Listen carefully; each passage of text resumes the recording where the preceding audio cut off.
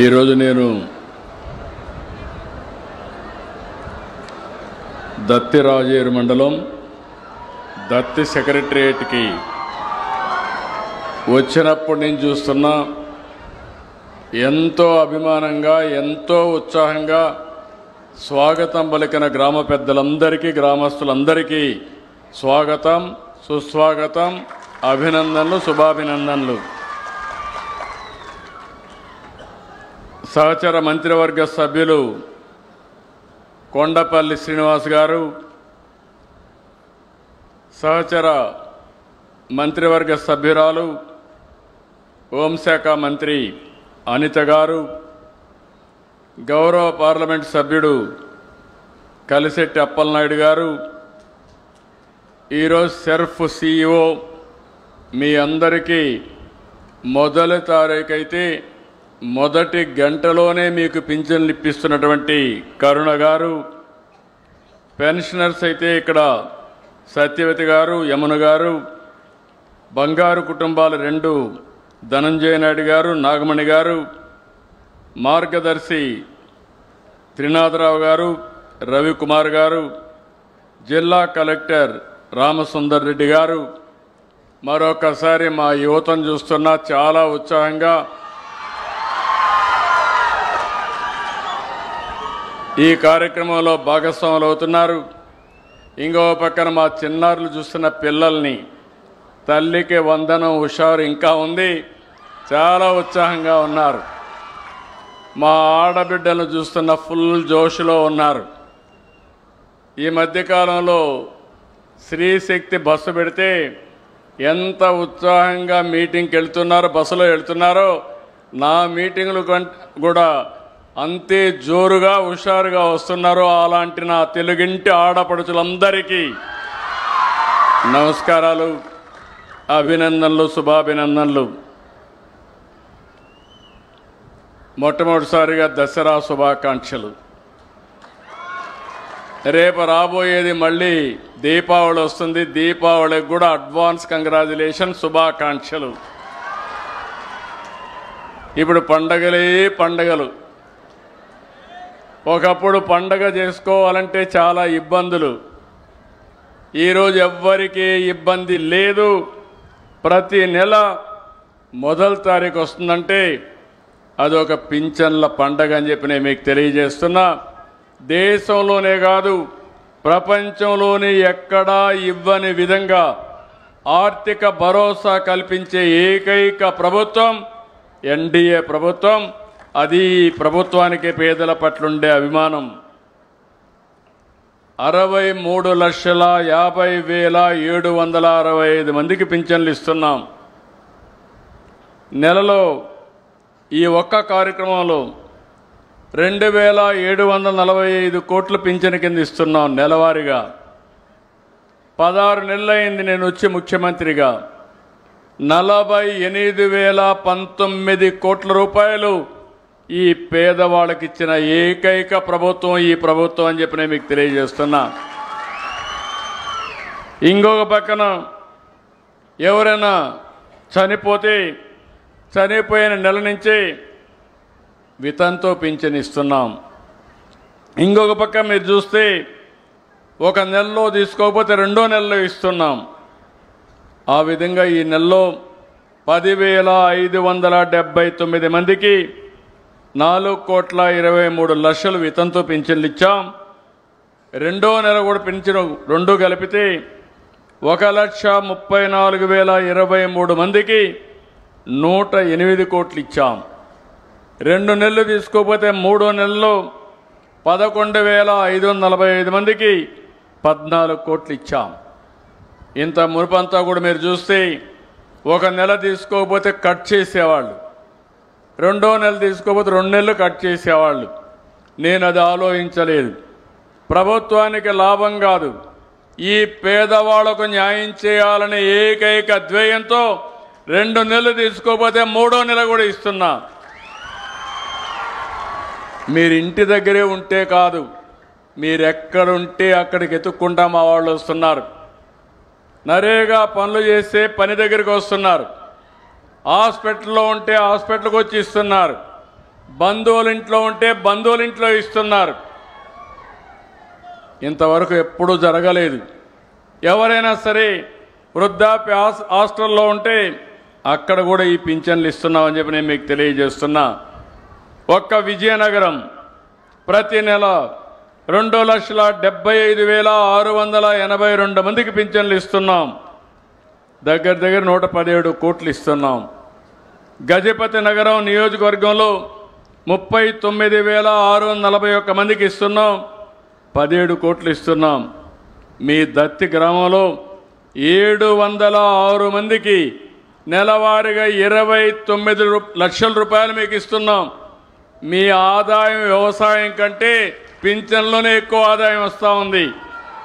ప్రతి ఒక్క ఇండ్లు కూడా కవర్ చేసే పరిస్థితికి వచ్చాం. ఇక్కడ మీరు చూస్తే నేను ఆ రోజు పింఛన్లు పెంచాను. పింఛన్లు ప్రారంభించిందే తెలుగుదేశం. మీరు ఒక్కసారి చరిత్ర గుర్తుపెట్టుకోవాలి. నందమూరి తారక రామారావు గారు 85లో 30 రూపాయలతో ప్రారంభించిన పింఛన్ ఇది. నేను 95లో ముఖ్యమంత్రి అయినప్పుడు 75 రూపాయలు చేశా. మళ్ళీ 2014లో ముఖ్యమంత్రి అయినప్పుడు 1000 రూపాయలు చేసి 2000 చేశా. 200ని 2000 అంటే దగ్గర 10 రెట్లు పెంచిన ఏకైక ప్రభుత్వం ఆ రోజు తెలుగుదేశం ప్రభుత్వం. ఆ తర్వాత మీరు చూస్తే మొన్న నేను వచ్చిన తర్వాత 24 ఏప్రిల్ నుంచే పెంచుతానని చెప్పాను. మీరు ఓట్లేసి జూన్లో వేశారు. పింఛను ఏప్రిల్ నుంచే మీకు ఇచ్చామంటే ఈ పేదవాళ్ళ పట్ల ఈ ప్రభుత్వానికి ఉండే అభిమానం అని చెప్పి మరొకసారి మీ అందరికీ విజ్ఞప్తి చేస్తున్నా. ఈరోజు భారతదేశంలో చాలా రాష్ట్రాలు ఉన్నాయి.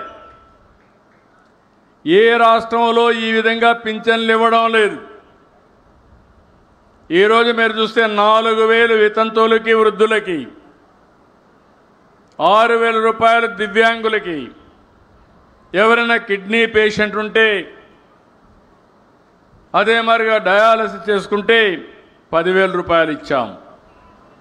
అదే సమయంలో బెడ్కే పరిమితం అయిపోతే అలాంటి వాళ్లకు 15,000 ఇస్తున్నాం.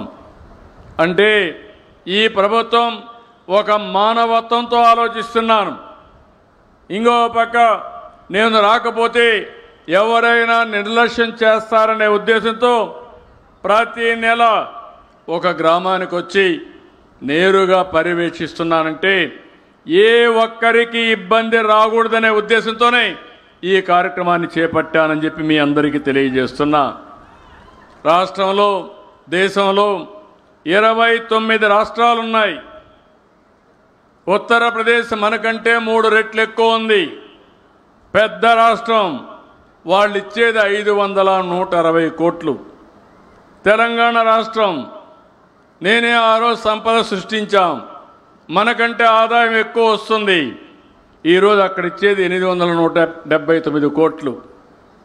హైయెస్ట్ వచ్చి తెలంగాణ 8,179 కోట్లు అయితే ఆంధ్రప్రదేశ్ రాష్ట్రం 33,000 కోట్ల రూపాయలు పేదవాళ్ళకి ఇస్తున్నామంటే అది మీ మీద నాకుండే అభిమానం, ప్రేమ అని చెప్పి నేను మీకు తెలియజేస్తున్నా.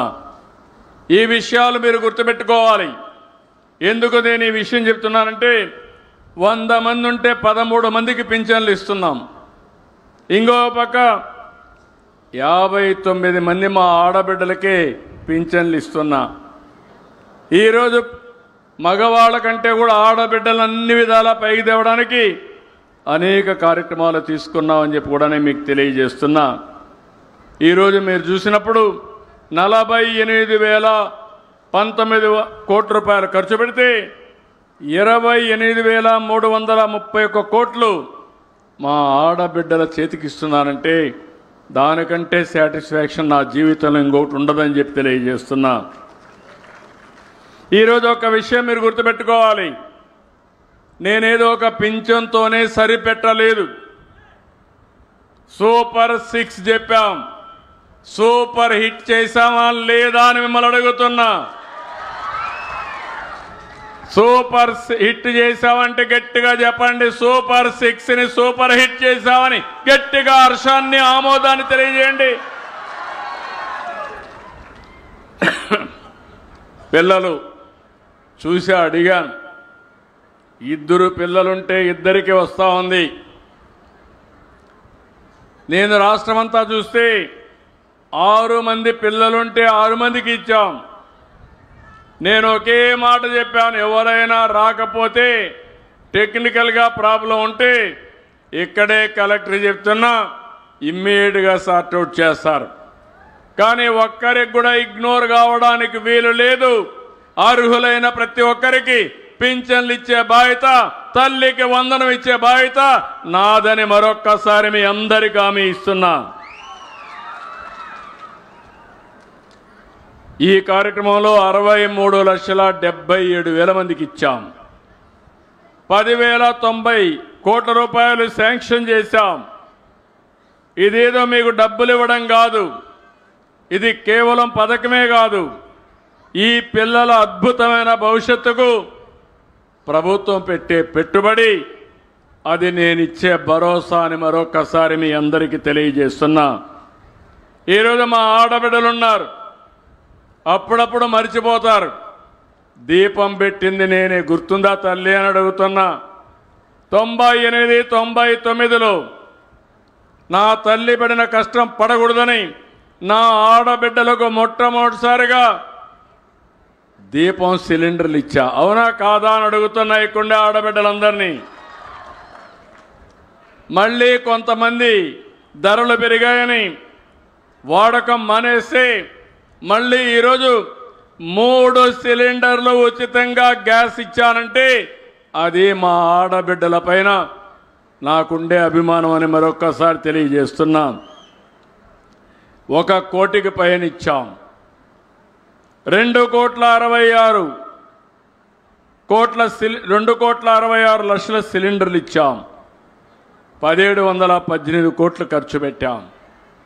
ఈ మధ్యనే స్త్రీ శక్తి ఆగస్టు 15 మా ఆడబిడ్డలందరికీ ఉచిత ప్రయాణ సౌకర్యం అంటే చాలామంది అసాధ్యమన్నారు, సాధ్యం కాదన్నారు, అవసరమా అని అడిగారు. నేను ఒకే మాట చెప్పాను, చెప్పింది చేసి చూపిస్తానని. స్త్రీ శక్తి కింద మీకు రాష్ట్రంలో ఎక్కడైనా ప్రయాణం చేయొచ్చు. మొన్న దసరా రోజున ఇక్కడి నుంచి నేరుగా విజయవాడకి వెళ్ళి కనకదుర్గమ్మ దర్శనం చేసుకొని మీరు వచ్చారంటే చాలా ఆనందంగా ఉంది. నేను కూడా పట్టు వస్త్రాలు ఆ తల్లికి సమర్పించా. అక్కడ పోయినప్పుడు చూశాను, క్యూలు చూశాను. మగవాళ్ళ కంటే మా ఆడబిడ్డలే ఎక్కువగా ఉన్నారు ఆ క్యూలంతా. అంటే స్త్రీ శక్తి బ్రహ్మాండంగా పనిచేసింది. అవునా కాదా అని అడుగుతున్నా మా ఆడబిడ్డలందరినీ. అంటే ఫస్ట్ టైం మీ అందరికీ మొబిలిటీ వచ్చింది, బయట పోయే అవకాశం వచ్చింది. ఈరోజు ఆగస్టు 15న ప్రారంభిస్తే 45 రోజులు 10 కోట్ల ప్రయాణాలు చేశారు. ఇది ఒక వినూత్నమైన అనుభవం. ఒకప్పుడు 10 లక్షల మందే రోజుకు బస్సులు ఎక్కేవాళ్ళు, ఈరోజు డబల్ అయిపోయింది, 21 లక్షలు ఎక్కుతున్నారు. మా తల్లి నవ్వుతా ఉంది. అంటే ఒకటే కోరుతున్నా, ఇది సూపర్ హిట్ అయింది. అదే సమయంలో అనవసరంగా తిరిగితే మాత్రం మీ ఆరోగ్యం పోతుంది. అవసరానికి వాడుకోండి, తప్పు లేదు. ఎక్కడన్నా దేవాలయానికి వెళ్ళాలంటే వెళ్ళండి, తప్పు లేదు. 2 పనులు అవుతాయి. ఒకటి, మీరు ఒక దేవుణ్ణి దర్శించుకొని అక్కడ కానీ ప్రార్థనలు చేస్తే కష్టపడి పనిచేస్తారు. మీ పిల్లలకు ఉద్యోగం రావాలంటే ఉద్యోగం వస్తుంది. మీ ఇంకేమైనా కోరికలు ఉంటే కోరికలు కూడా తీరుతాయి. అదే సమయంలో నేను మిమ్మల్ని కోరేది, ఎక్కడన్నా తల్లి దగ్గరికి పోవాలన్నా లేకుంటే తల్లి బిడ్డ దగ్గరికి రావాలన్నా మీరు ఈజీగా రావడానికి అవకాశం ఉంటుంది. చాలామంది పిల్లలు చదువుకుంటున్నారు. ఇంటర్మీడియట్ ఉంటే మండల హెడ్ క్వార్టర్కి పోవాలి, ఉచితంగా ప్రయాణ సౌకర్యం ఉంటుంది. ఇంకో పక్క ఉద్యోగాలకు పోయి రావాలంటే ఈజీగా పోయి వచ్చే పరిస్థితి వస్తుంది. నేను ముందు చూపుతో ఆలోచించి అందరికీ ఫ్రీ బస్ ఏర్పాటు చేశాను. ఇది నెలకు 247 కోట్లు అవుతుంది. సంవత్సరానికి 2963 కోట్లు అవుతుంది. ఎంతైనా పర్వాలేదు, ఇదో గేమ్ చేంజర్గా తయారవుతుంది. మా ఆడబిడ్డలు ఆర్థికంగా ఎదిగి దేశానికే వన్నె తెచ్చే విధంగా ముందుకు పోతారు. నేనే డాక్రా సంఘాలు పెట్టాను. ఈరోజు మీ పొదుపు చూస్తే 20,000 కోట్లుంది. మీరు అప్పులు తీసుకునేది చూస్తే 50,000 కోట్ల రూపాయల అప్పులు తీసుకుంటున్నారు. పట్టణ ప్రాంతాల్లో మెప్మా ఉంది. అక్కడ ఒక 22 లక్షల మంది ఉన్నారు. వాళ్ళకు కూడా దగ్గర ఒక 10,000 కోట్ల దగ్గర పొదుపు ఉంది. 20,000 కోట్ల అప్పు తీసుకుంటున్నారు. మళ్ళీ తిరిగి కట్టడంలో పెద్ద వ్యాపారస్తులు కట్టలేదు, కానీ నీతిగా ఉండే మా ఆడబిడ్డలు మాత్రం తిరిగి కట్టే సాంప్రదాయానికి కట్టుబడి ఉన్నారు. ఇప్పుడు డబ్బులు రావడం పెద్ద ప్రాబ్లం కాదు. నేను అందుకే కరుణ గారిని ఒక మాట చెప్పాను. అదే మరి మంత్రి ఇక్కడే ఉన్నాడు, డాక్రా సంఘాల మంత్రి మీ దగ్గర శ్రీనివాస్ గారు ఇక్కడే ఉన్నారు. మీ ఆదాయాన్ని పెంచడానికి ఏం చేయాలనో పెద్ద ఎత్తున ఆలోచిస్తున్నానని చెప్పి కూడా నేను మీకు తెలియజేస్తున్నా. ఇంకో పక్క 4వ తారీఖు ఆటో డ్రైవర్లు మా ఆడబిడ్డలకు ఉచిత ప్రయాణ సౌకర్యం ఏర్పాటు చేసి మాకు నష్టం వస్తూ ఉందని బాధపడితే వాళ్ళకు కూడా చెప్పా, మీరు కూడా బాధపడద్దండి. ఆటో డ్రైవర్ సేవలో 4వ తారీఖున 15,000 రూపాయలు వాళ్ళ అకౌంట్లో వేస్తున్నాను. 2,90,000 మంది 4,35,000 కోట్ల రూపాయలు వాళ్ళ అకౌంట్లో వేస్తున్నా. డ్రైవర్ కష్టాలు తెలిసిన వ్యక్తిని, పేదవాళ్ళ ఇబ్బందులు అర్థమైనాయి, అందుకే ఈ కార్యక్రమం తీసుకున్నాం. ఇంకో పక్క రైతు బాగుంటేనే దేశం బాగుంటుంది. గ్రామీణ ప్రాంతాలు బాగుండాలంటే రైతు ఆదాయం పెరగాలి. ఒకప్పుడు మీరు చూస్తే రైతును పట్టించుకున్న దాఖలాలు లేవు. ఈరోజు నేను ఒకటి ఆలోచిస్తున్నాను, ఆహారపు అలవాట్లు మారాయి, మన ఉత్పత్తిని కూడా మార్చుకోవాలి. విజయనగరం జిల్లా పేదరికంలో ఉంది. దానికి కారణం మీరు చూస్తే ఇక్కడ నీళ్లు పైనున్నా, నీటి వనరులున్నా ఇక్కడ వ్యవసాయం అనుకున్నట్టు చేయలేక చేసిన వాణిజ్య పంటలు వేయకుండా మనకు నష్టం వస్తూ ఉంది. నేను ఒకటి హామీ ఇస్తున్నా, రైతును ఆదుకుంటాం. అందుకే అన్నదాత సుఖీభవ కింద 20,000 ఇస్తా అన్నాం. మొదట విడత 7,000 వేసాం.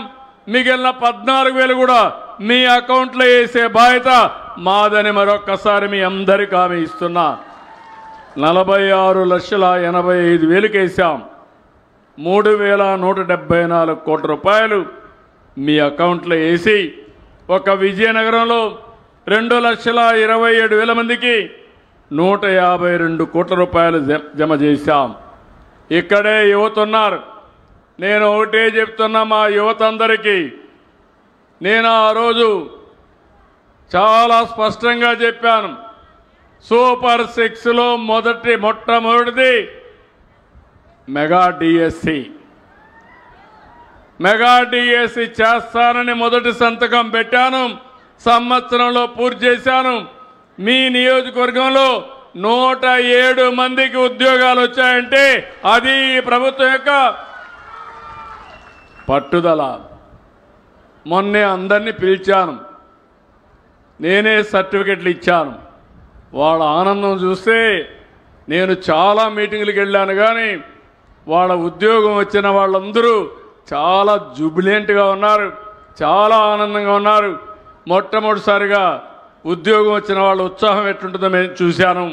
నేను ఒకటే చెప్తున్నా, ఈ రాష్ట్రంలో యువతకు ఒకటే విజ్ఞప్తి చేస్తున్నా, మీకు నేను అండగా ఉంటా. ఉద్యోగాలు కల్పించే బాధ్యత నాది. ఇప్పటికే మీరు చూస్తే 10 లక్షల కోట్ల రూపాయలు పెట్టుబడులు వచ్చాయి. ఇవన్నీ అయితే 9,50,000 మందికి ఉద్యోగాలు వస్తాయి. ఇక్కడ ఒకసారి చూసినప్పుడు నేను ఆ రోజు చెప్పింది 20 లక్షల ఉద్యోగాలు 5 ఏళ్ళు ఇస్తాన్నాం. ఈ 15 నెలల్లో 4,71,574 మందికి ఉద్యోగాలు ఇచ్చాం. ప్రభుత్వంలో టీచర్లకి 15,941 ఇచ్చాం. అదే మరి వివిధ డిపార్ట్మెంట్లో 9,093 ఇచ్చాం. పోలీస్ శాఖలో 6,100 మందికి ఇచ్చాం.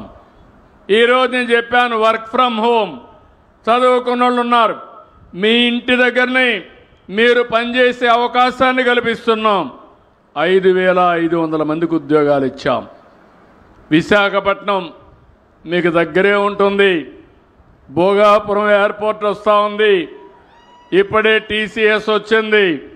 కాగ్నిజెంట్ వస్తూ ఉంది. గూగుల్ క్యాంపస్ వస్తూ ఉంది. గూగుల్ క్యాంపస్ వస్తే భారతదేశానికి ఒకప్పుడు హైదరాబాద్ ఐటీ క్యాపిటల్ అయితే విశాఖపట్నం ఏఐ క్యాపిటల్గా, డేటా సెంటర్ క్యాపిటల్గా తయారవుతుంది. ఇక్కడే మీకు సెంట్రల్ యూనివర్సిటీ పక్కనే ట్రైబల్ యూనివర్సిటీ వస్తుంది. ఇక్కడ చదువుకుంటే నేరుగా విశాఖపట్నం పోయి వేరే ప్రపంచానికి పోయే పని లేకుండా ఉద్యోగాలు వస్తాయని చెప్పి కూడా నేను మీకు తెలియజేస్తున్నా. ఈరోజు అన్నా క్యాంటీన్ పేదవాళ్లకు 5 రూపాయలకే భోజనం పెడుతున్నాం. ఇంకా దీన్ని పెంచుతున్నాం. పెంచి ఎక్కడికక్కడ ఎలాంటి ఇబ్బందులు లేకుండా ముందుకు తీసుకుపోతున్నాం. తొందరలోనే అందరి ఆరోగ్యం కోసం హెల్త్ ఇన్సూరెన్స్ పెట్టాం. డబ్బులుండేవాళ్ళు లేని వాళ్ళని వ్యత్యాసం లేకుండా ప్రతి ఒక్కరికి 2,50,000 రూపాయలు యూనివర్సల్ హెల్త్ ఇన్సూరెన్స్ చేసిన పార్టీ ఇది. దేశంలో ఎక్కడా జరగలేదు, మన దగ్గరనే చేశాం. పేదవాళ్ళకి ఇప్పుడుండే దాన్ని కంటిన్యూ చేసి 25 లక్షల వరకు ఇస్తానని చెప్పి నేను మీ అందరికీ తెలియజేస్తున్నా. ఇంకో పక్కన ఈరోజు మీరు చూస్తే 2029కి అందరికీ ఇళ్లు కట్టించే బాధ్యత నాది. 2 సెంట్లు పట్టణ ప్రాంతాల్లో, గ్రామీణ ప్రాంతాల్లో 3 సెంట్లు ఇస్తాం. ఈ నెలలోనే దీపావళి కంటే ముందు 3 లక్షల ఇండ్లకు గృహప్రవేశం చేసి వాళ్ళందరికీ నిజమైన దీపావళి పండుగ ఏర్పాటు చేసే బాధ్యత మాదని మీ అందరికీ హామీ ఇస్తున్నా. ఇంకొక 6 లక్షల ఇండ్లు రాబోయే సంవత్సరం జూన్ లోపల పూర్తి చేస్తాం. నిన్న మొన్న మీరు చూశారు మీ అందరికీ దసరా, దీపావళి, జీఎస్టీ వచ్చింది. దీనివల్ల సూపర్ జీఎస్టీ వల్ల మీ పొదుపు కూడా సూపర్గా చేసుకునే అవకాశం వచ్చింది.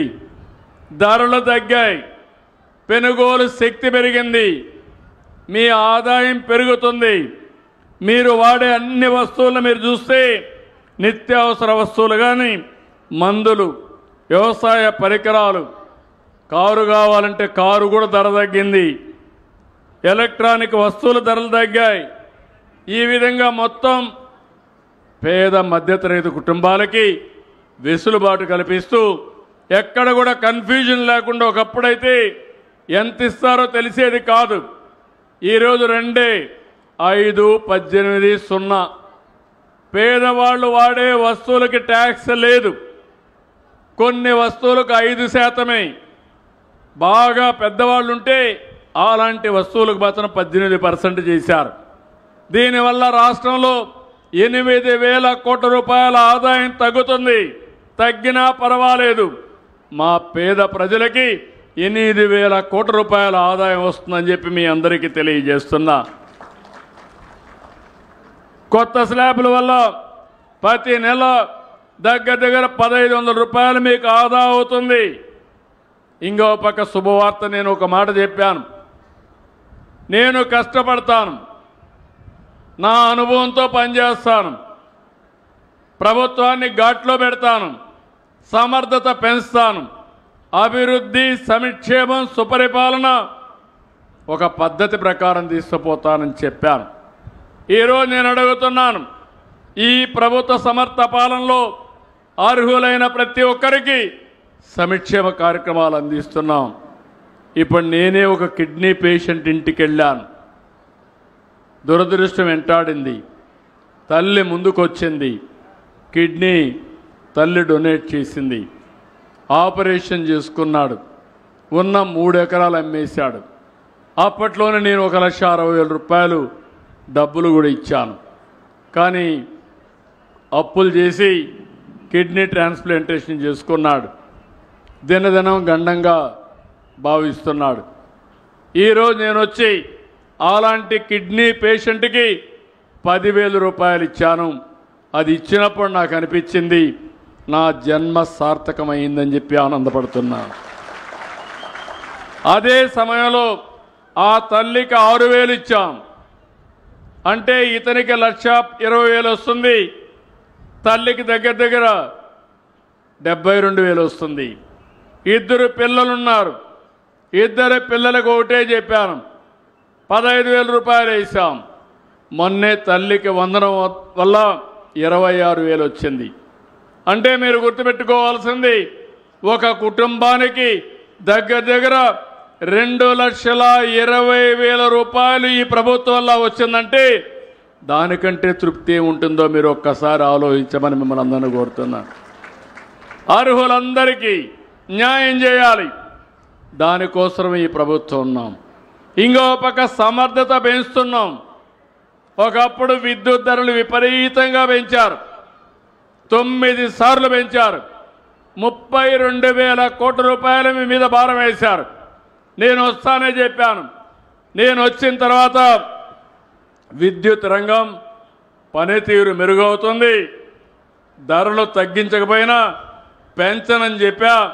కానీ ఈరోజు వాళ్ళు పెంచిన ధర కూడా ట్రూ ఆఫ్ ఛార్జెస్ని తగ్గించిన ఘనత ఈ ప్రభుత్వానిదే అని చెప్పి నేను మీకు తెలియజేస్తున్నా. నవంబర్ 13 నుంచి మీకు వేసినటువంటి ట్రూ ఆఫ్ ఛార్జెస్ అన్నీ 13 పైసలు యూనిట్కి తగ్గుతాయి. ఆ తర్వాత ఒకటి హామీ ఇస్తున్నాం, కరెంటు ఛార్జీలు పెంచమన్నాం, పెంచాం. అవసరమైతే కరెంటు ఛార్జీలు తగ్గించే దిశగా నా పరిపాలన ఉంటుందని మరొక్కసారి మీ అందరికీ హామీ ఇస్తున్నా. ఎక్కడికక్కడ వోల్టేజ్ ఉంటుంది, కరెంటు కట్టులుండవు, ధరలు పెరగవు. మీ ఇంటి మీదనే కరెంటు తయారు చేసుకునే వ్యవస్థ, మీ పొలంలో కరెంటు తయారు చేసుకునే విధంగా ఉచితంగా పెట్టిస్తా. నేను ఒకటే మిమ్మల్ని కోరుతున్నాను, రైతులు ముందుకొస్తే మీ పొలాల్లోనే సోలార్ పెట్టిస్తాం. మీరు అది పెట్టుకుంటే మీరు నీళ్లు మీరే తోడుకోవచ్చు. ఒకవేళ మిగిలిన కరెంటు ఉంటే గ్రిడ్కి ఇవ్వండి, మీరు వాడుకోవాలంటే ఇంటికి వాడుకోండి. మీకు వాహనాలుంటే ఛార్జ్ చేసుకోవడానికి వాడుకోండి, కరెంటు వాహనాలు పెట్టుకొని. అప్పుడు ఇంక డబ్బులు కట్టే పరిస్థితి కూడా లేదు. ఒకవేళ కానీ ఎప్పటికప్పుడు మీ దగ్గర కరెంటు లేనప్పుడు గ్రిడ్కి ఇచ్చి మీకు అవసరమైనప్పుడు మళ్ళా తీసుకునే ఏర్పాటు కూడా చేస్తాను. నేను ఒకటే ఆలోచిస్తున్నాను, వెనుకబడిన వర్గాలు ఉన్నారు ఈ జిల్లాలో, మీకు ప్రత్యేకంగా ఒక కార్యక్రమం తీసుకొచ్చాం. మీ ఇంటి మీద మీరు కరెంటు ఉత్పత్తి చేసుకుంటే 3 కిలోవాట్ల వరకు 98,000 రూపాయలు సబ్సిడీ ఇస్తా. దానికంటే ఎక్కువ ఉంటే అప్పు తీసుకొని మీరు కరెంట్ ఛార్జీలు కట్టే డబ్బులు దానికి కడితే ఇది మీ సొంతం అవుతుంది. తర్వాత ఉచితంగా కరెంటు వాడుకునే అవకాశం వస్తుంది. షెడ్యూల్ కులాలైతే, షెడ్యూల్ తెగలైతే 2 కిలోవాట్ల వరకు నేను ఉచితంగా కరెంటు పెట్టిస్తా. మీరు 1 పైసా కట్టే పరిస్థితి ఉండదని చెప్పి కూడా నేను మీకు తెలియజేస్తున్నా.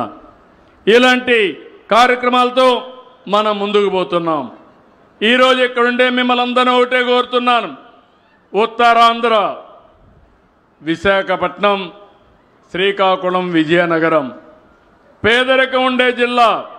ఈరోజు మీరు ఇక్కడ చూస్తే నేను సీఎంగా ఉన్నప్పుడే వంశధార, నాగావళి ఇవన్నీ కూడా అప్పుడే ఇక్కడ తోటపల్లి, అదే మరిగా ఆ రోజే మనం ప్రారంభించాం, అనేక ప్రాజెక్టులు ప్రారంభించాం.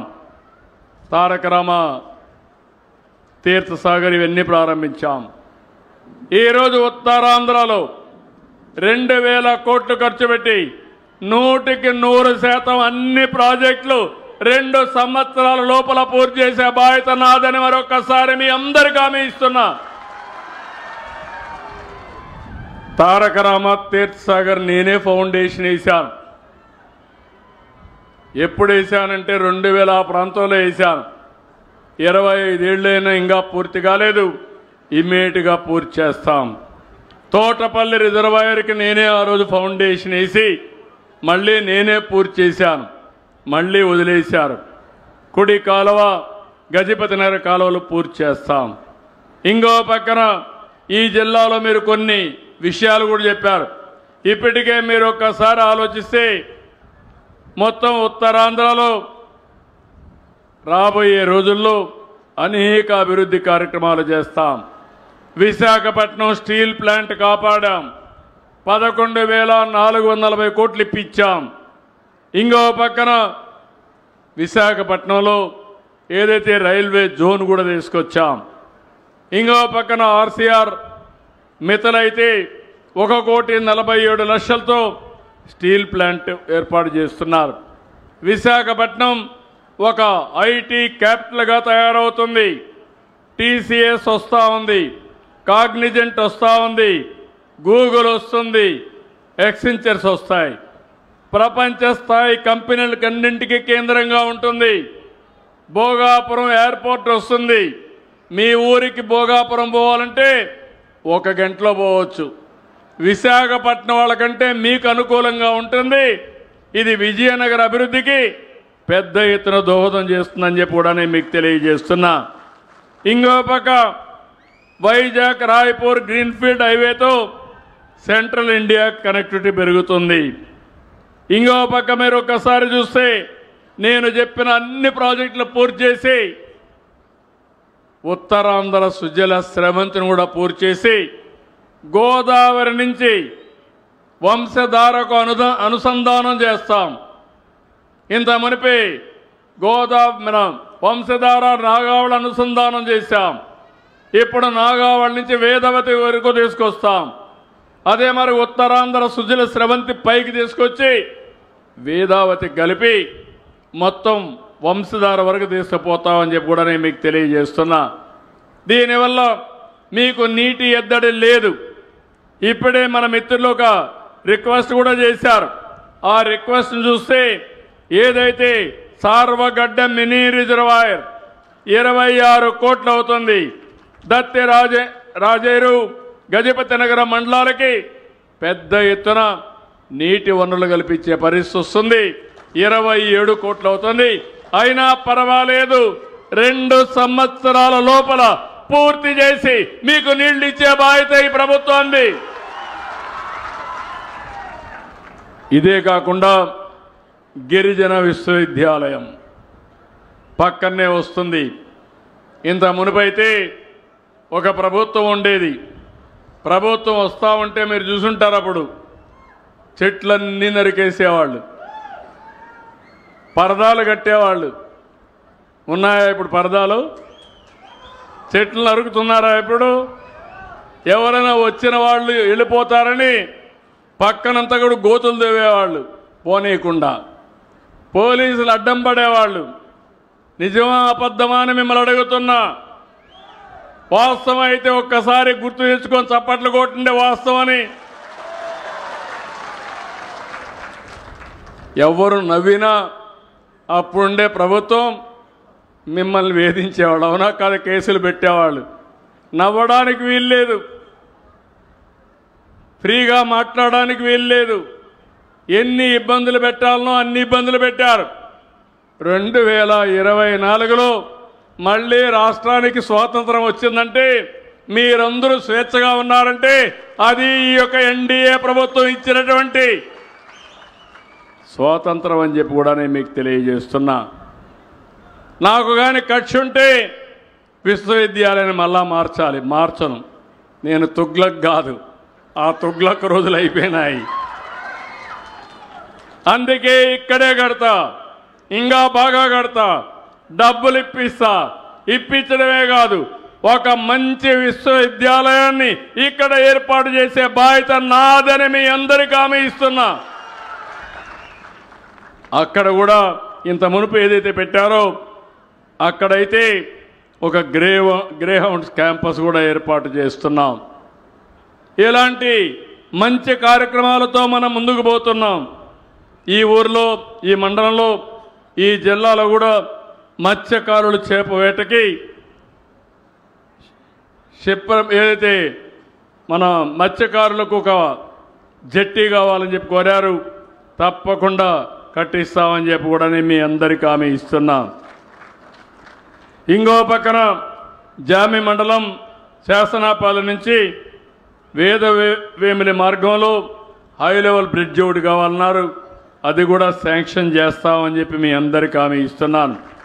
మర్రి వలస ఆంధ్రా ఆర్ఎన్బి రోడ్ నుంచి మర్రి వలస బ్రిడ్జ్తో కలిపి గజపతి నగరం వరకు రోడ్డు వేయాలన్నారు, అది కూడా శాంక్షన్ చేస్తున్నామని చెప్పి కూడా నేను మీకు తెలియజేస్తున్నా. ఈరోజు ఇక్కడ మీరు చూస్తే ఇప్పుడే కలిసిట్టి అప్పలనాయుడు ఎంపీ మొన్నటి వరకు మామూలు కార్యకర్తను ఒక ఎంపీ చేసిన పార్టీ తెలుగుదేశం పార్టీ. సమర్థవంతంగా పనిచేస్తున్నాడు, పార్టీ అంటే ప్రాణంగా చూసుకుంటున్నాడు.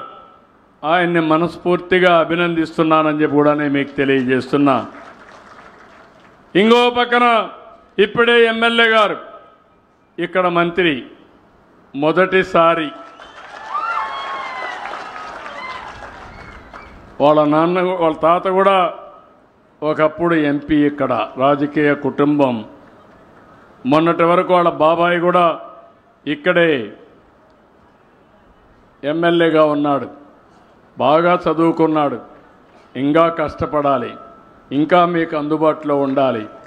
నేను ఏవైతే ఆలోచనలు పెట్టుకున్నానో ఆ ఆలోచనల ప్రకారం రాత్రింబగళ్ళు పనిచేసి ఈ వెనుకబడిన జిల్లా, వెనుకబడిన నియోజకవర్గాన్ని అభివృద్ధి చేసే బాధ్యత ఆయనకు అప్పచెప్పానని చెప్పి మీ అందరికీ తెలియజేస్తున్నా. మీరు కూడా వదిలిపెట్టద్దండి, రాటు తేలాలి, గట్టిగా పనిచేయించండి.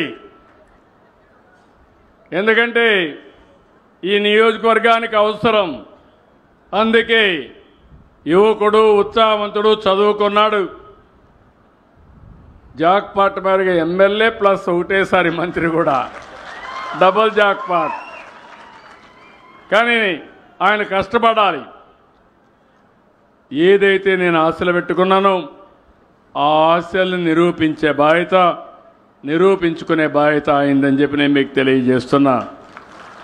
నా ఆలోచన ఒకటే. ఇప్పుడే అనిత గారు ఒక మాట అన్నారు, ఎగ్జాక్ట్గా 22 సంవత్సరాల కంటే ముందు వెంకటేశ్వర స్వామికి పట్టు వస్త్రాలు ఇచ్చే సాంప్రదాయం ముఖ్యమంత్రిగా నేను వెళ్ళాను. ఆ రోజే నేను ప్రాణదానం, అంటే వెంకటేశ్వర స్వామి భక్తులు ప్రాణదానం కింద డొనేట్ చేయమని ఒక ట్రస్ట్ కిందన ఏర్పాటు చేశాను. రోయా హాస్పిటల్లో ఇనాగరేట్ చేశాను. పోతూ ఉంటే 24 క్లేమోర్ మైన్స్ నా మీద బ్లాస్ట్ చేశారు ఆ రోజు తీవ్రవాదులు. మామూలుగా ఎవ్వరూ బయటపడరు, ఒక బాంబు వేస్తేనే ఏమవుతాం మీకు తెలుసు. అలాంటిది 24 బాంబులు వేస్తే సాక్షాత్తు వెంకటేశ్వర స్వామి దిగొచ్చి నాకు ప్రాణభిక్ష పెట్టాడని చెప్పి మీ అందరికీ విజ్ఞప్తి చేస్తున్నా. నన్ను ఒక పర్పస్ కోసం బతికిచ్చాడు, ప్రాణభిక్ష పెట్టారు. నేను ఎప్పుడు ఆయన పాదాల దగ్గర ఎప్పుడు మా ఇంట్లో నుంచి చూస్తే 7 నామాలు కనపడొస్తాయి. అటు సైడ్ మంగాపురం చూస్తే అలాంటిది నేను ఎప్పుడూ గుర్తుపెట్టుకుంటాను. పవిత్రమైన భావంతో పనిచేస్తాం. ఎన్టీ రామారావు గారు మొట్టమొదటిసారిగా అన్నదానం ప్రవేశపెడితే ఈరోజు వెంకటేశ్వర స్వామి ఆ అన్నదానం 2300 కోట్లుంది. వచ్చే ఆదాయంతోనే పెట్టగలుగుతున్నాం. వడ్డీ మళ్ళా వస్తూ ఉంది. అందుకే మొన్న ఒక నిర్ణయం తీసుకున్నా. వెంకటేశ్వర స్వామి మేనేజ్ చేసే, టీటీడీ మేనేజ్ చేసే అన్ని దేవాలయాల్లో కొండపైన ఏ విధంగా అయితే భోజనం పెడుతున్నారో అన్ని దేవాలయాల్లో అన్నదానం ఏర్పాటు చేసే కార్యక్రమానికి శ్రీకారం చుట్టా. అదే మరిగా ఈరోజు 688 కోట్లు ప్రాణదానం ఉంది. ఆ నిధులను కూడా సమీకరించి పెద్ద ఎత్తున తిరుపతిలో ఉండే అన్ని హాస్పిటల్లన్నీ ఒక గొడుగు కింద తీసుకొచ్చి వాళ్ళందరికీ ఆరోగ్య చికిత్సలు అందించే విధంగా రాష్ట్ర ప్రభుత్వం ఇచ్చే డబ్బులే కాకుండా అదనంగా ఒక కార్యక్రమం తీసుకున్నాం. ఇంకో పక్కన శ్రీవారి సేవకులు ఉన్నారు. ఇప్పుడే భవానీ సేవకులను చూశాను ఇక్కడ. నేను ఈ ఊర్లో 70 మంది భవానీ సేవకులు ఉన్నారు. రాష్ట్రం మొత్తం చూస్తే దగ్గర 17 లక్షల మంది శ్రీవారి సేవకులు ఉన్నారు. నేనే ఆ కార్యక్రమానికి శ్రీకారం చుట్టాను. నేను సత్యసాయి బాబా ఆశ్రమంలో చూశా. ఆ సత్య సేవకులు ఉండేవాళ్ళు, సాయిబాబా సేవకులు ఉండేవారు. ఆ స్ఫూర్తిని తీసుకొని శ్రీవారి సేవకులుంటే బాగుంటుందని నేనే ఇంట్రడ్యూస్ చేశా. ఈరోజు బ్రహ్మాండంగా పనిచేస్తూ ఉంది. నిన్న బ్రహ్మోత్సవాలు చాలా బాగా చేశారంటే ఎవరైతే శ్రీవారి సేవకులు వచ్చి వాలంటరీ వర్క్ చేసి బ్రహ్మాండంగా జయప్రదం చేశారు, వారందరినీ అభినందిస్తున్నా. ఇప్పుడు ఒక పిలుపు కూడా ఇచ్చాను. మొన్న డాక్టర్స్ ఉంటారు, విదేశాల్లో ఉంటారు, మీరందరూ రండి. ఒక వారం తిరుపతిలో పేదవాళ్ళకు వైద్యం చేయండి, తర్వాత దేవుని దగ్గరికి వెళ్ళండి. ముందు మానవ సేవ, తర్వాత మాధవ సేవ, ఈ రెండు చేస్తే భగవంతుడు కూడా మిమ్మల్ని ఆశీర్వదిస్తాడని చెప్పి ఆ కార్యక్రమానికి శ్రీకారం చుట్టాను. ఇంకో పక్క ఎప్పుడు కూడా మీరు గుర్తుపెట్టుకోవాలి, మనకు ఆరోగ్యం బాగుండాలంటే స్ట్రెస్ లేని జీవితం కావాలి. నేను మందులు ఇవ్వడానికి, ట్రీట్మెంట్ ఇవ్వడానికి హాస్పిటల్స్ పెట్టాం. అదే సమయంలో దేవాలయాలు కానీ ప్రార్థనాలయాలు కానీ చాలా ముఖ్యం. అందుకే మొన్నే టీటీడీకి చెప్పాం, ఎప్పుడో ప్రారంభించాం ఒక ట్రస్ట్. ఈరోజు దాని ద్వారా 5,000 దేవాలయాలు రాష్ట్రం దేశం మొత్తం కడుతున్నాం. ఇవి చిన్న దేవాలయాలన్నీ గ్రామాల్లో, పెద్ద దేవాలయాలు ఒక 50 కట్టాలని చెప్పి ఆలోచిస్తున్నాం. ఇది కూడా ఈ దేవాలయాలు ఉంటే దేవుణ్ణి నమ్మేవారు అక్కడికి పోయి పూజలు చేసి వస్తే మీకు ఆరోగ్యం బాగుంటుంది, స్ట్రెస్ తగ్గుతుంది.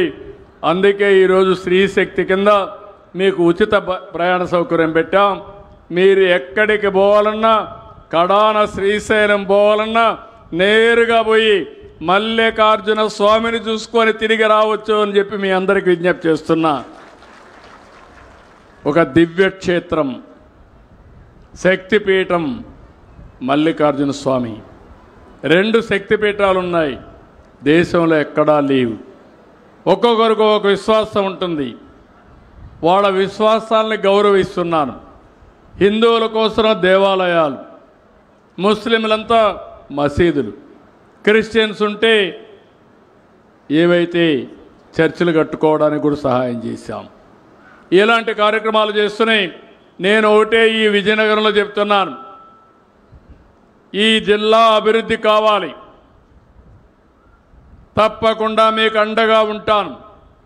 ఒకప్పుడు విశాఖపట్నం అభివృద్ధి అయింది, ఇప్పుడు విశాఖపట్నం నెక్స్ట్ లెవెల్కి వెళ్తుంది. నేను భోగాపురంలో ఎయిర్పోర్ట్ పెట్టిన ముఖ్యమైన ఉద్దేశం విజయనగరం, శ్రీకాకుళం అభివృద్ధి కావాలనే ఉద్దేశంతో ఈ డైరెక్షన్లో పెట్టాను. ఒకప్పుడు హైదరాబాద్లో, శంషాబాద్లో పెట్టాను. దానికి కారణం అటు పెడితే మెదక్కి వెళుతుంది, ఇంకో పెడితే నిజామాబాద్కి వెళ్తుంది. అట్లా కాదు, మహబూబ్నగర్ జిల్లా, నల్గొండ జిల్లా అభివృద్ధి కావాలని ఆ రోజు శంషాబాద్లో పెట్టాను. ఈసారి నేను తీసుకుపోయి ఈస్ట్ గోదావరి పాయకరావుపేట సైడ్ పెట్టుండదు, కానీ ఆ సైడ్ కంటే ఈ సైడ్ వస్తే ఉత్తరాంధ్రకు న్యాయం జరుగుతుందనే ఉద్దేశంతో భోగాపురంలో పెట్టామని చెప్పి నేను మీకు తెలియజేస్తున్నా. ఆ ఎయిర్పోర్ట్ కూడా నాశనం చేశారు. ఎప్పుడో ప్రారంభం కావాల్సిన ఎయిర్పోర్ట్ డిలే అయిపోయింది. నేను వస్తానే మళ్ళీ ట్రాక్లో పెట్టాను. ఈ ఉత్తరాంధ్రకు సంబంధించిన వ్యక్తి రామ్మోహన్ నాయుడు ఈరోజు కేంద్రంలో మంత్రిగా ఉన్నాడు.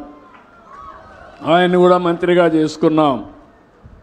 ఈరోజు ఆయన ఆధ్వర్యంలో ఆగస్టు నెక్స్ట్ ఇయర్ 26 ఆగస్టుకి భోగాపురం ఎయిర్పోర్ట్ ఇనాగరేషన్ అవుతుంది. ఆ తర్వాత ఈ ప్రాంతంలో పెద్ద ఎత్తున పరిశ్రమలు వస్తాయి. మీరు ఎక్కడికి కావాలన్న కనెక్టివిటీ వస్తుంది. నేను ఒకటే పెట్టుకున్నాను, ప్రతి ఇంటికి ఒక ఎంఎస్ఎంఈ పారిశ్రామికవేత్త కావాలని. ప్రతి నియోజకవర్గంలో ఎంఎస్ఎంఈ పార్కులు పెట్టాలని. విశాఖ కేంద్రంగా ఉత్తరాంధ్ర మొత్తం పెద్ద ఎత్తున పరిశ్రమలు పెట్టడానికి ఈ ప్రభుత్వం ముందుకు పోతున్నామని చెప్పి కూడా నేను మీకు తెలియజేస్తున్నా. నేను ఎన్నోసార్లు చెప్పాను, నేనేదో సంక్షేమ కార్యక్రమాలు ఇవ్వడమే కాదు, అభివృద్ధి తెలిసిన ప్రభుత్వం ఇది. అభివృద్ధి చేస్తాం. అభివృద్ధి చేస్తూనే నేను నా జీవితాంతం పేదవాళ్ళ పక్షాన్నే ఉంటా. ఎవరికి అండగా ఉండాలనో వారికి అండగా ఉంటానని మరొక్కసారి మీ అందరికీ హామీ ఇస్తున్నా.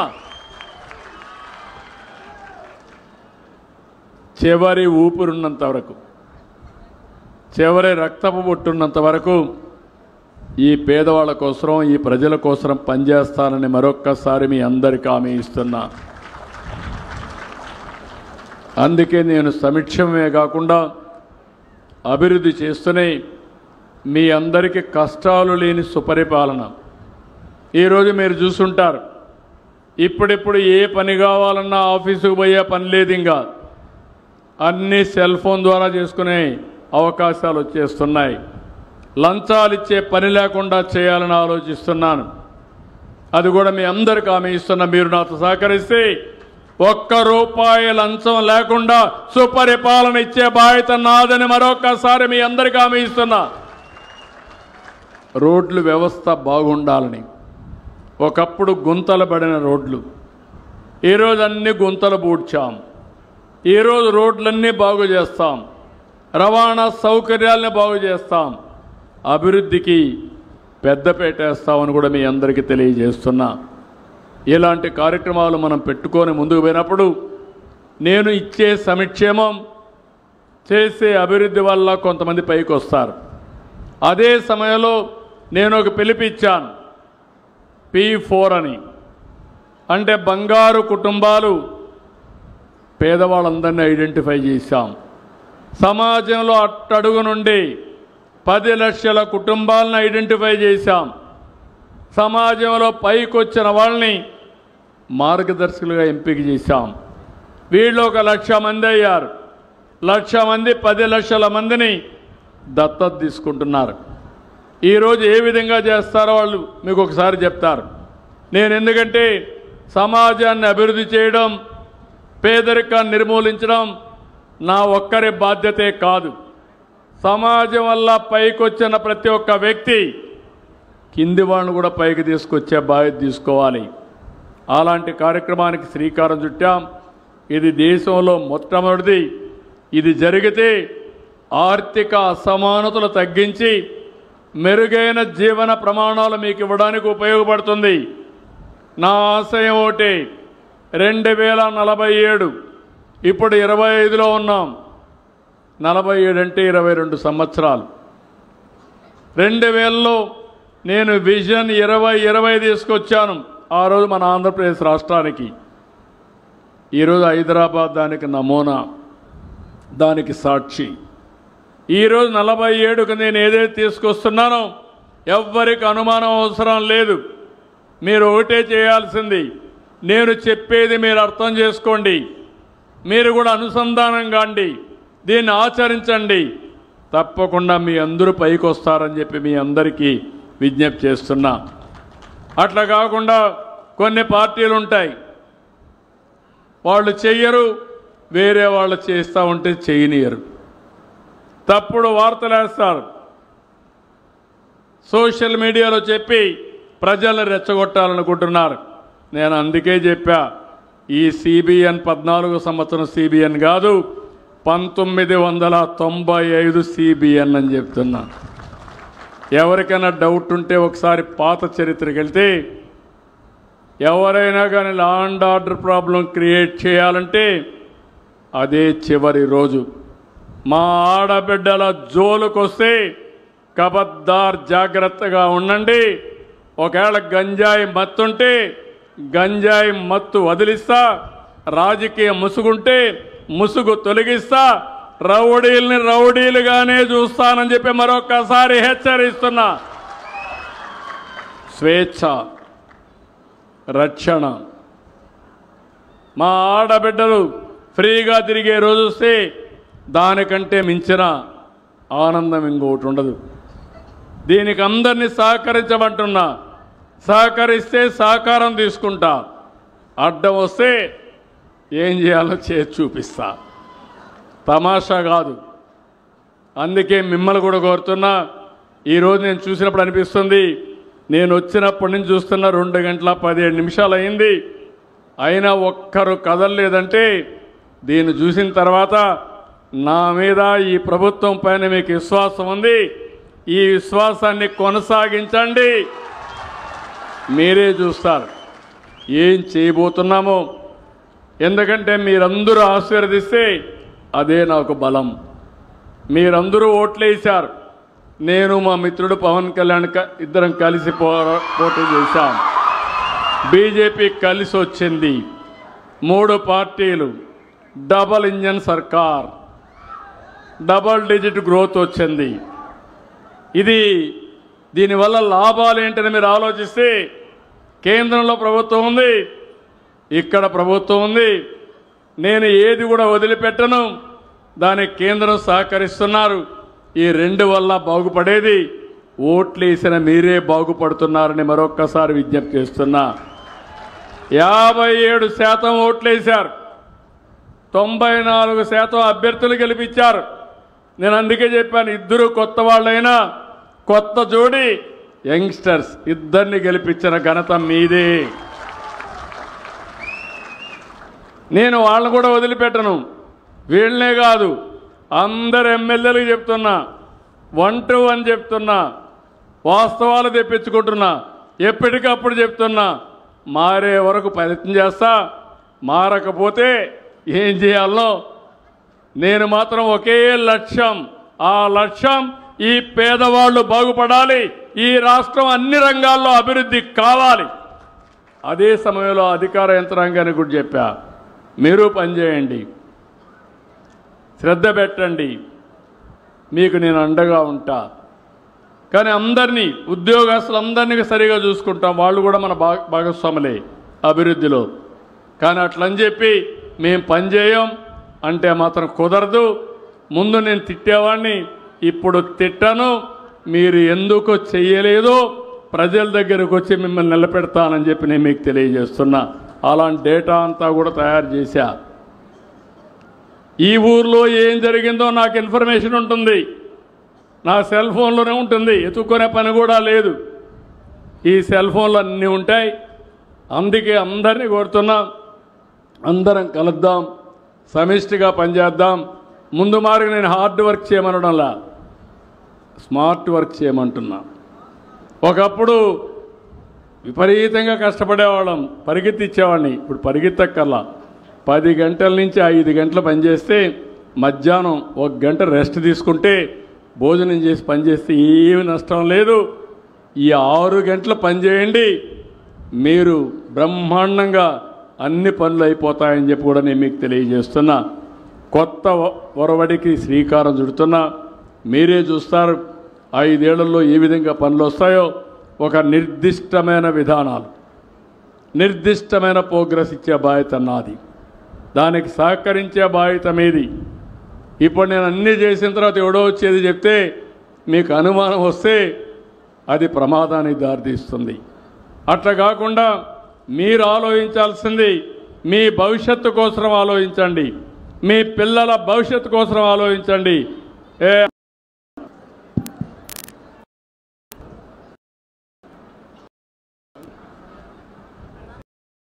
కుటుంబాలు లేండి. యా బంగారు కుటుంబం ఒకటి మైక్ చెప్పమ్మా, నీ సమస్య ఏంటి చెప్పమ్మా. ఈ సమస్య చెప్పమ్మా. సీఎం గారికి నమస్కారం. దగ్గర పెట్టుకోదాన్ని. మరి నాకు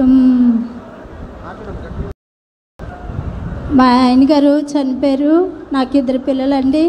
మా ఆయన గారు చనిపోయిన తర్వాత మేము కూలి పని చేసుకోవడము మేము నేర్చుకున్న తర్వాత ముందుకు ఎలా సాగాలనేసి నాకు ఐడియా తట్టలేదు.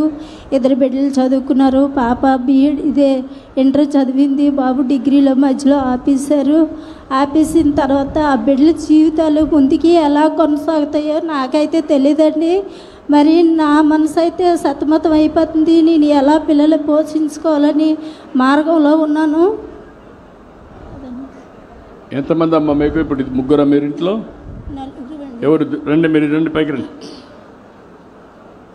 ఇటు రండి. బాబు మార్గదర్శి ఇక్కడ మార్గదర్శి ధనంజయుడు రమ ఈ పక్కన ఈ పక్క రాబరండి, ఈ పక్కన. నువ్వేం చేస్తామా? నువ్వు మాట్లాడు. నా పేరు సురేష్ కుమార్ సార్. గట్టిగా మాట్లాడు, గట్టిగా మాట్లాడు. నా పేరు సురేష్ కుమార్ సార్. నేను ఇక్కడ ప్రెసెంట్ లోకల్లోనే గ్యాస్ ఏజెన్సీలో చేస్తున్నాను సార్. గ్యాస్ ఏజెన్సీలో పనిచేస్తున్నాను. నీ పేరమ్మా? నా పేరు కవిత సార్. నేను 2nd ఇయర్ పూర్తి చేశాను సార్. ఇది ఇంటర్మీడియట్ అమ్మా? ఇంటర్మీడియట్ 2nd ఇయర్ చేసావు. చేస్తున్నావా నిలిపేసావా? అయిపోయింది సార్. అయిపోయింది. ఓకే. ఇప్పుడు వాళ్ళిద్దరిని చూశారు. నువ్వేం చదువుకున్నావా? అది డిగ్రీ మధ్యలోనే డిస్కంటిన్యూ చేస్తాను సార్. ఫర్దర్గా మా నాన్నగారు చనిపోయిన తర్వాత భారం అంతా నా మీద ఉండడంతో డిగ్రీ ఆపేసాను సార్. నువ్వేం సంపాదిస్తావు? 8,000 వస్తుంది సార్. 8,000 వస్తుంది సార్ శాలరీ. ఇప్పుడు ఈ కుటుంబాన్ని మీరు చూస్తే భర్త చనిపోయాడు, వీళ్ళిద్దరు పిల్లలు. ఇది ఎస్సీ మాది కుటుంబం, అవునా కదా? అంతే కదా, మాది కుటుంబం. ఒక అతను డిగ్రీ చేస్తూ ఆపేసి గ్యాస్ ఏజెన్సీలో పనిచేస్తున్నారు. ఈ పాప అయితే మధ్యలో అంటే ఇంటర్మీడియట్ పూర్తి చేసి అక్కడి నుంచి ఫ్రీగా ఉంది. ఇప్పుడు వాళ్ళిద్దరినీ బాగు చేసే బాధ్యత మార్గదర్శి త్రినాథరావు, తాడి త్రినాథరావు వారిని కోరుతున్నా. మీరు అర్థం చేసుకున్నారు, ఏం చేస్తారు చెప్పండి సార్. నా పేరు తాడి త్రినాథరావు సార్. గౌరవనీయులైనటువంటి ముఖ్యమంత్రి గారికి మరి ఈరోజు మా గ్రామానికి విచ్చేసి ఆయనతో పాటు పక్కన నిల్చోనటువంటి అదృష్టాన్ని కల్పించినందుకు నేను చాలా సంతోషంగా భావిస్తున్నాను సార్. నా పేరు తాడి త్రినాథరావు సార్. ఇదే దత్తి వెంకటాపురం గ్రామం సార్. పక్కనే మాది 1 కిలోమీటర్ దూరం సార్. ఇదే గ్రామ పంచాయతీ సార్ మాది. ఇది మాది చాలా మారుమూల గ్రామం సార్. మేము ఎంతో కష్టపడి నేను మా ప్రాంతం నుంచి మొట్టమొదటిసారిగా ఉస్మానియా యూనివర్సిటీలో MA సంస్కృత్ చదివాను సార్. ఆంధ్ర యూనివర్సిటీలో MA తెలుగు చదివాను. 3 పీజీలు చేశాను సార్. 2 BEdలు చేశాను. నెట్ సెట్ లాంటి ఎగ్జామ్స్ అన్నీ క్వాలిఫై అయ్యాను సార్. మనం పెట్టినటువంటి 2018 DSCలో సార్ నేను స్టేట్ లెవెల్లో 2nd ర్యాంక్ సంపాదించి పోస్ట్ గ్రాడ్యుయేట్ టీచర్గా నేను సెలెక్ట్ కావడం జరిగింది సార్. ఇప్పుడు నేను ప్రిన్సిపల్గా చేస్తున్నాను సార్. నిల్మన్ల BC వెల్ఫేర్ రెసిడెన్షియల్ స్కూల్లో ప్రిన్సిపల్గా చేస్తున్నాను సార్. అయితే ఆ రోజు నేను ఈ మారుమూల నుంచి గ్రామం నుంచి ఎన్నో కష్టాలు పడి గజపతి నగరం జూనియర్ కళాశాల, విజయనగరం MR కళాశాలలో చదువుకోవడం జరిగింది సార్. నేను ఎన్నో ఆర్థిక ఇబ్బందులు, తర్వాత ఎటువంటి సౌకర్యాలు లేనటువంటి ఇబ్బందులు మేము ఫేస్ చేశాం సార్. అయితే మీరు గౌరవ ముఖ్యమంత్రి గారు ప్రవేశపెట్టినటువంటి P4 కార్యక్రమంలో భాగంగా, P4 అంటే పబ్లిక్ ప్రైవేట్ పీపుల్ పార్ట్నర్షిప్ అండి. మరి ఆ కార్యక్రమానికి నేను బాగా ఇన్స్పైర్ అయ్యానండి. ఎందుకు ఇన్స్పైర్ అయ్యానంటే ఆ రోజు మాకు ఎవరైనా చేయూతనిస్తే బాగున్ను, ఉన్నత చదువులు చదివి ఏదైనా సాధించాలన్నటువంటి సంకల్పంతో ఉన్నప్పుడు నాకు ఆ రోజు మా చిన్నాన్నగారు తాటి అప్పుల స్వామి మాస్టర్ గారు కొంచెం చేయూతనిచ్చి నన్ను ఈ స్థాయికి వచ్చేటట్లు ప్రోత్సహించారు సార్. కాకపోతే అందరికీ అలాంటి చిన్నాన్నలో లేకపోతే అన్నీలో ఉండకపోవచ్చు సార్. అందువలన ఈ P4 కార్యక్రమం అనేది చాలా అద్భుతమైన కార్యక్రమం సార్. నేను చాలా ఇన్స్పైర్ అయ్యాను. ఒక ప్రిన్సిపల్గా మాకు కూడా కొన్ని ఇన్స్ట్రక్షన్స్ ఉన్నాయి సార్. ఈరోజు నేను మీరు పెట్టినటువంటి BC వెల్ఫేర్ రెసిడెన్షియల్ స్కూల్లోనే నేను ప్రిన్సిపల్గా ఉన్నాను సార్. ఎంతోమంది పేద విద్యార్థులకు మేము అంటే ప్రభుత్వం సహకారంతో అన్ని రకాల ప్రభుత్వం ఇచ్చినటువంటి ప్రోత్సాహంతో ఎంతోమంది పేద విద్యార్థులను మేము అభివృద్ధి చేయడానికి పాటుపడుతున్నాం. ఆ భాగంగానే ఈ P4 కార్యక్రమం భాగంగానే నేను ఈ యొక్క కుటుంబం తంటిపాకుల నాగమణి కుటుంబం గురించి తెలుసుకొని మా గ్రామ పెద్దల్ని సంప్రదించడం జరిగిందండి. వాళ్ళు పిల్లలు ఒక అమ్మాయి ఇంటర్మీడియట్ మధ్యలో ఆపివేయడం జరిగింది. ఇంటర్మీడియట్ బైపీసీ పాస్ అయిన తన యొక్క కోరిక ఏంటంటే బీఎస్సీ నర్సింగ్ చదవాలని కోరిక ఉందండి. నా దగ్గర ఎంతోమంది పాత విద్యార్థులు బీఎస్సీ నర్సింగ్ పూర్తి చేసిన వాళ్ళు, బీఫార్మసీ పూర్తి చేసిన వాళ్ళు, ఎంబీబీఎస్ చదివిన వాళ్ళు విద్యార్థులు చాలామంది ఉన్నారు సార్. అవసరమైతే వాళ్ళ యొక్క సహకారం తీసుకొని ఈ అమ్మాయికి బీఎస్సీ నర్సింగ్ కంప్లీట్ చేసే విధంగా నేను ప్రోత్సాహాన్ని ఇవ్వడం జరుగుతుంది సార్. తప్పకుండా వాళ్ళ కుటుంబానికి నేను అన్ని రకాలుగా ఆదర్శవంతంగా ఉండి నేను ఏ విధంగా అయితే ఈ స్థాయి నుంచి ఆ స్థాయికి డెవలప్ అయ్యామో అదేవిధంగా వాళ్ళని కూడా చేయనివ్వడం జరుగుతుంది సార్. తప్పకుండా నేను వాళ్ళని అభివృద్ధి చేసే విధంగా పాటుపడతాను సార్. అది నా యొక్క హామీ సార్. అదే మరిగా అతన్ని ఎట్లా మోటివేట్ చేస్తారు చెప్పండి. ఆయన డిగ్రీ ఫైనల్ ఇయర్లో డిస్కంటిన్యూ చేయడం జరిగింది సార్. అవసరమైతే ఆయనకి మళ్ళీ డిగ్రీ ఎగ్జామ్ కట్టించి ఆ డిగ్రీ పాస్ చేయించి ఆ డిగ్రీ పాస్ అయిన తర్వాత ఒకవేళ ఆయన సైన్స్ గ్రూప్ అయినట్లయితే ఏదైనా కంపెనీల్లో మన మెడికల్ కంపెనీల్లో జాయిన్ చేసే విధంగా నేను చర్యలు తీసుకుంటాను సార్. ఆయన కూడా ఏదైనా మార్గదర్శనం చేసి ఆయన కూడా మంచి స్థాయిలో తీసుకురావడానికి ప్రయత్నం చేస్తున్నాను సార్. ఏం చేస్తావా నువ్వు? అది చేస్తావా? చదువుకుంటావా? కంప్లీట్ చేస్తావా? కంప్లీట్ చేసి ఆయన గైడెన్స్ తీసుకొని సెటిల్ అవుతావా? పాపను చదివిస్తాడు, నీకు కూడా చేస్తారు. నమ్మకమైనా చదువుతారు ఇద్దరు. మీరు కలెక్టర్ గారిని ఈవిడికి ఒక కిరాణా కొట్టు పెట్టించండి ఆ తల్లికి. సో దట్ అడిషనల్ ఆదాయం వస్తుంది. ఇమీడియట్గా పెట్టించండి. అడిషనల్ ఆదాయం తెప్పించే బాధ్యత కిరాణా కొట్టు మేము పెట్టిస్తాం. మీరు ఆవిడకి నేర్పించి 10 రూపాయలు సంపాదించే మార్గం చూపించండి. వాళ్ళిద్దరిని సెటిల్ చేసే విధంగా మీరు వర్కౌట్ చేయాలి. అలాగే సార్, తప్పకుండా నా యొక్క ప్రయత్నం చేస్తాను సార్. Thank you. ప్రయత్నం కాదు, జయప్రదం చేయాలి. ఒకవేళ చేయలేకపోతే కలెక్టర్కి చెప్పండి, నేను అడిషనల్గా హెల్ప్ చేపిస్తాను. ఓకే. దెన్ రెండో బంగారు కుటుంబం పల్లెడు ధనంజయ నాయుడు. చెప్పమ్మా. నమస్కారం సార్. చెప్పమ్మా. నా పేరు ధనంజయ నాయుడు. గట్టిగా మాట్లాడు. నా పేరు ధనంజయ్ సార్. నా పేరు ధనంజయ్. చెప్పమ్మా, గట్టిగా మాట్లాడు. Okay sir. నా పేరు ధనంజయ్ సార్. దగ్గర పెట్టుకో, మైక్ దగ్గర పెట్టుకుంటే వినపడుస్తుంది. నా పేరు ధనంజయ్ సార్. గట్టిగా ఫ్రీగా మాట్లాడు. మీ ఇంట్లో మాట్లాడతావు, మా ఫ్యామిలీకి వెన్నెముక్కలాగా మా బ్రదర్ ఉండేవారు సార్. మా బ్రదర్కి హెల్త్ ఇష్యూ అయ్యి హాస్పిటల్లో ఎన్నో సంవత్సరాలు బట్టి తిప్పాం సార్. కానీ ఏమాత్రం న్యాయం జరగలేదు. కానీ హాస్పిటల్లో చనిపోయారు సార్. అతను హాస్పిటల్ నుంచి తీసుకురావడానికి కూడా మా దగ్గర ఎటువంటి అమౌంట్ లేక మా ఈదులో ఉన్న కొంతమంది దాతలు అమౌంట్ ఇచ్చి అతను అక్కడి నుంచి హాస్పిటల్ నుంచి తీసుకొచ్చారు సార్. అప్పుడు నేను హైదరాబాద్లో ఉండేవాడిని సార్. ఆయన చూడటానికి కూడా నాకు అవ్వలేదు సార్. ఆయన చూసే ఒక ఇది కూడా నాకు లేకుండా అయిపోయింది సార్ వాళ్ళు.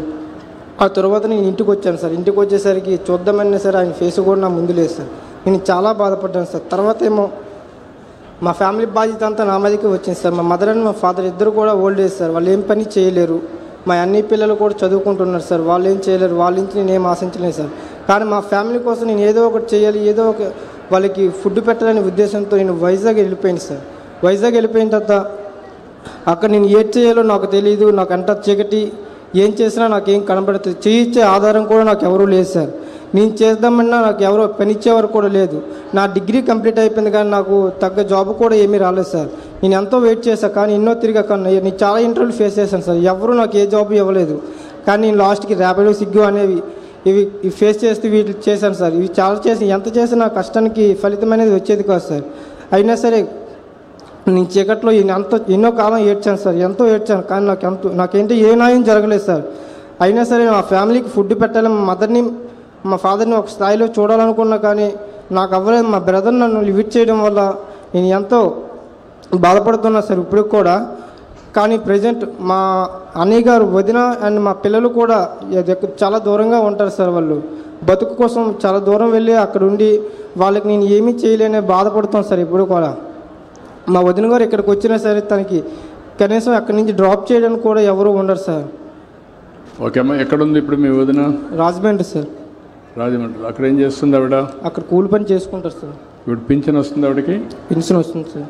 పింఛన్ ఒకటే వస్తుంది. ఏంటప్పుడు ఏం చేద్దాం చెప్పు సార్. ఇంకా చెప్ప బ్రీఫ్గా చెప్పు. నేను ఇలా ర్యాపిడో చేస్తూ ఇవన్నీ చేస్తూ నాకు హెల్త్ ఇష్యూ అనేది వచ్చింది సార్. మాకు పాజిటివ్ అని ఇది చాలా సీరియస్ కేసు సార్. ఇది 1,00,000 మందిలో ఒకరికే వస్తుంది సార్. ఈ కేసు వచ్చిన వాళ్ళకి లైఫ్ లాంగ్ మెడిసిన్ అనేది వాడాలి సార్. మెడిసిన్ వాడకపోతే వీళ్ళు ఎప్పటికీ వాళ్ళ కన్ను అనేది ఎప్పుడు డిసీజ్ అవుతుంది ఎవరికి చెప్పలేరు సార్. వాళ్ళ కన్ను అనేది ఆటోమేటిక్గా బ్లాంక్ అయిపోతుంది సార్. ఇది ఒకటే కాకుండా అయినా సరే మా ఫ్యామిలీ కోసం నేను ఎంతో ట్రై చేసి కష్టపడినా సరే తర్వాత నా బ్యాక్ పెయిన్ వచ్చేసి సయాటికా అనే ప్రాబ్లం కూడా వచ్చేసింది సార్. అయినా సరే దాన్ని కూడా లెక్క చేయగానే ఎన్నో అప్పులు ఓడిస్తాను సార్. నేనైతే అప్పులు ఓడిసి ఇంకా అది కూడా అవ్వట్లేదు అనేసి ఇంకా ర్యాపిడో చేసినా ఎంత చేసినా 10,000 వస్తుందనేసి వైజాగ్లో షాప్ స్టార్ట్ చేశారు సార్. 1,50,000 పెట్టి షాప్ స్టార్ట్ చేస్తే ఆ షాప్ కూడా ఈ మధ్యన తీసేశారు సార్. ప్రజెంట్ ఏం చేయాలో తెలియక మీ ఆశ్రయం గురించి వెయిట్ చేస్తున్నా సార్. మీరేం చేయగలుగుతారు కలెక్టర్ గారు? మీరిద్దరూ వర్కౌట్ చేసి ఈ అబ్బాయిని సెటిల్ చేయడానికి ఇతని ఆరోగ్యం కూడా ఒకసారి చెక్ చేయించి సెటిల్ చేయడం. అతను అక్కడ వ్యాపారం చేస్తున్నాడు, అది అయింది. కలెక్టర్కి చెప్తాను, మీరు అది కూడా ఒకసారి సార్ట్అవుట్ చేసుకోండి. మీరు ఎట్ చేస్తారు చెప్పండి. అలాగే సార్. నా పేరు రవికుమార్ సార్. నేను ఈ ఊరు నుంచే జడ్పీ స్కూల్ నుంచి 10th వరకు ఫినిష్ చేశాను. నేను ఎంటెక్ NIT వరంగల్ నుంచి ఫినిష్ చేశాను. ఆఫ్టర్ దట్ సాఫ్ట్వేర్ ఇంజనీర్గా 17 yearsగా జాబ్ చేస్తున్నాను. సో ఇక్కడ ఫస్ట్ మిమ్మల్ని కలవడం చాలా ఆనందంగా ఉంది సార్. సో నాకు ఇక్కడికి వచ్చిన తర్వాత ధనంజయ తాలూకా ఫ్యామిలీ కలిశాను. వాళ్ళకి చాలా ఇబ్బందులు ఉన్నాయి. వానికి గాడ్ అన్లాక్ వల్ల తను ట్రై చేసినా ఆయనకి హెల్త్ సపోర్ట్ చేయలేదు. ప్లీజ్ కూర్చోవాలి. సో నేనేం చేస్తాను, ఆల్రెడీ ఊబర్ ఈ ప్లాట్ఫామ్స్లో చేశాడు కాబట్టి తనకైనా అప్స్కిల్లింగ్ ఏమైనా చేయగలనా అని చెప్పి ఫస్ట్ తన వైపు నుంచి నేను అది స్టడీ చేస్తాను. ఒక్క నిమిషం అమ్మా ప్లీజ్. ఎవరు లేదమ్మా. తర్వాత వచ్చి వాళ్ళ పిల్లలిద్దరూ ఒకరు 8th 10th చదువుతున్నారండి. వాళ్ళకి ఏమైనా financial guidance or educational suggestions I will follow up on that sir. ఇప్పుడు ఎట్లా చేయగలుగుతాను వాళ్ళకి? మీరు పని చేయండి. మీరు ముందుకు వచ్చిన దానికి మనస్ఫూర్తిగా అభినందనలు. వీళ్ళందరికీ నేను ఒక 5 లక్షల రూపాయలు ఇస్తాను. ఆ డబ్బులు మీరు కొంత పెట్టుకొని వాళ్ళ బాగు చేయడానికి ఏం చేయాలని వర్కౌట్ చేయండి.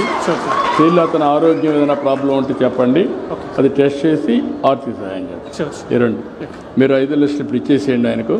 ఈయన పేరుతో ఇవ్వండి, ఆయన గైడ్ చేసుకుంటాడు. థ్యాంక్స్. ఇలాంటి సమస్యలు చాలా ఉన్నాయి. అలాంటి సమస్యలన్నీ పరిష్కారం చేయడానికి బంగారు కుటుంబం మార్గదర్శులు. మనిషి అనేవాళ్ళు కష్టాల్లో ఉన్నప్పుడు వాళ్ళని ఆదుకోవాలి.